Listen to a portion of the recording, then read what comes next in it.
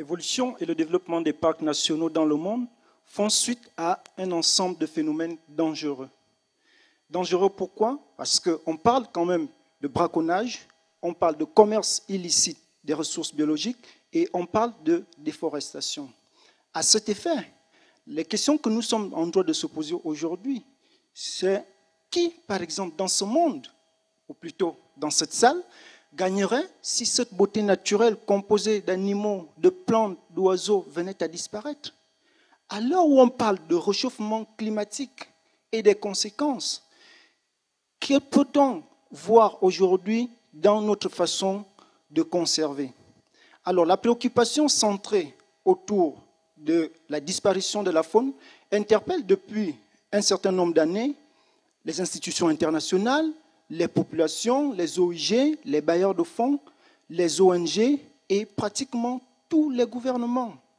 À travers ceci, les parcs nationaux ont été érigés comme un modèle de gouvernance et comme un outil de conservation phare. Ces parcs nationaux ont été également érigés pour la souveraineté environnementale des États. Mais qu'est-ce que c'est que cette histoire de souveraineté environnementale? On sait que la souveraineté, c'est l'indépendance, c'est la liberté, c'est le pouvoir de l'État à contrôler ses frontières et son territoire.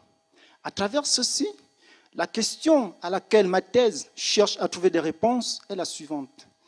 Quelle approche écosystémique l'État gabonais et les ONG WWF et WCS peuvent-ils mobiliser pour assurer la souveraineté environnementale autour des parcs nationaux Lopé et Pangara?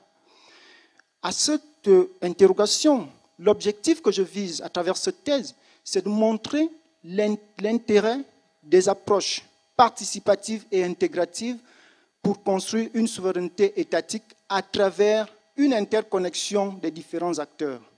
Mais pour comprendre ceci, comment allons-nous procéder? Ce n'est pas très difficile.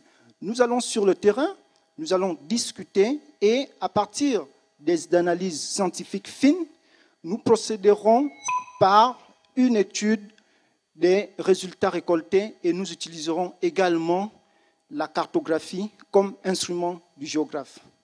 Aujourd'hui, on parle de plus en plus de réchauffement, de développement durable. Nous, on veut continuer à préserver et nous espérons que cette thèse nous permettra, autant pour moi, d'utiliser cette approche de développement durable. Je vous remercie.